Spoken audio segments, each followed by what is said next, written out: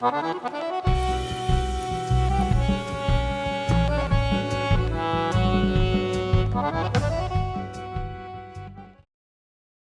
existe uma sociedade sem uma produção, não existe uma produção sem design, né? A gente não pode... O Brasil é um país que não pode se dar o luxo de desperdiçar nada. Na área de design, então, não pode mesmo. Nós estamos com um atraso em relação a outros países, não de capacidade, mas de uso da nossa capacidade, né? Nós temos hoje profissionais excelentes que estão parados. Não poderiam, né? Eles poderiam contribuir, o Brasil precisa da contribuição desses profissionais. Então, saber valorizar isso e saber colocar na devida proporção esses profissionais em uso é fundamental para a nossa cultura. E para o design ser implantado mais rapidamente, com mais eficiência. Não existe nenhum país que se desenvolveu no mundo, tal, recente, ou antigamente, ou recentemente, que não tenha sido, que esse movimento, que essa situação não tenha sido baseada na produção industrial, né? Japão, Estados Unidos, Inglaterra, Alemanha, Coreia, agora os mais recentes, né? A Índia, inclusive, né? A China, aliás, a Índia ainda não, mas a Índia está no mesmo caminho. Ou seja, não tem como você pensar, né,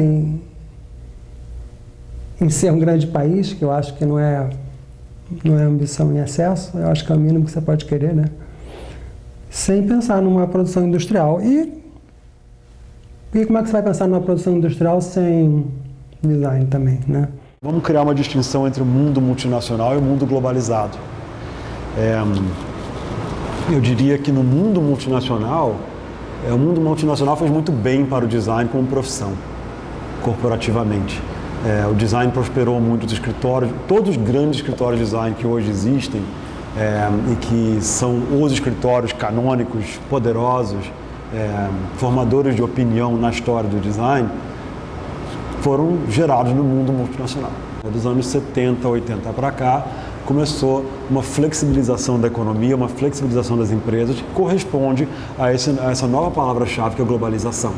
Essa globalização é a multinacionalização levada às suas últimas consequências. Nos anos 50, o Brasil produzia mais patentes do que a Coreia. Hoje, o Brasil não chega aos pés da Coreia em número de patentes registradas, de invenções, de tecnologia, de coisa do gênero, né? Então, isso denota o quê? A nossa classe política e empresarial, diga-se de passagem, o empresário de capital nacional não acordou para o design brasileiro ainda, a não ser algumas exceções, tá? O grande usuário do design brasileiro, sabe quem são? No Brasil, as multinacionais, que têm departamento de design forte. Todas as montadoras têm um departamento de design, às vezes maior, às vezes menor, mas tem. As empresas de linha branca, as empresas de material esportivo, as empresas de imobiliário, têm designers atuando, todas de capital estrangeiro. Porque eles trazem essa cultura para cá. O design brasileiro é bom, é barato, é eficiente. Por que não usar? Não, vamos usar. O design passa por essa questão de ter uma consciência desse processo, como diriam os portugueses, mundialização, né? Eles não falam globalização. Esse processo de integração de mercados e comércios e fazeres e indústrias que eu acho que é historicamente a origem do design. Citando um caso, a ThyssenKrupp comprou a Sur por causa da nossa cabine. Nossa cabine aumentou 70% o faturamento da Sur. 70% o faturamento. E a ThyssenKrupp queria entrar na América. Então, um caminho mais fácil comprar a Sur. E se não fosse a nossa cabine, não sei se teria sido feito. Então, eu acho que é o papel do designer, sem puxar a brasa nem sardinha, é vital. E nesse mundo atual, mais ainda. Mais ainda. Hoje o Brasil continua sendo um grande vendedor de commodities, né? Nós conseguimos entrar, estamos ganhando, o Brasil hoje gera grandes fortunas e tudo mais, mas nós não vendemos coisas ou vendemos muito pouco aquilo que se pode dizer assim, isto tem um design brasileiro. Bom, esses produtos que são vendidos como commodities, esses produtos que são vendidos sem alguma marca, esses produtos que são vendidos sem algum simbolismo, sem alguma identidade, eles têm menos valor, ou seja, eles geram menos recursos e acabam empregando uma mão de obra muito menos qualificada. A gente não pode esquecer que a patente é uma arma que a gente está entregando para o advogado eventualmente agir. Vamos pegar o caso da minha região, que tem duas grandes marcas associadas a design, a Metalúrgica Mor e a Merkur. Eles conseguiram revolucionar, eles conseguiram se manter no mercado e com muita força pelo design. Não é uma coisa tão simples, não foi o design que salvou, mas eles, através de soluções relacionadas a design, relacionadas a marketing, relacionadas à gestão contemporânea, conseguiram fazer com que as marcas se fortalecessem e elas estão localizadas geograficamente, têm as suas matrizes no interior do estado, né? Então eles conseguiram, a partir da adaptação de novas linhas de montagem, a partir de remodelações naquilo que eles faziam e abordagens diferentes em relação ao mercado, com produtos diferenciados, eles conseguiram se transformar, conseguiram se manter no mercado e conseguiram ter um posicionamento diferenciado de todas as empresas da concorrência. A maioria das indústrias que tiveram problemas foram aquelas indústrias. A inovação está na moda agora, né? Mas esse é a causa mesmo da maioria das indústrias que tiveram problemas nos últimos tempos, né? As que não se deixaram desafiar, não aceitaram desafios. Vamos continuar fazendo isso porque sempre vendeu bem, vamos ficar por aí e tal. E a gente é o bichinho inovador, né? Tu entra lá para vamos mexer aqui, vamos mexer lá. Então eu acho que o papel do designer nessa fase aí, nesse assunto, eu acho que é muito importante.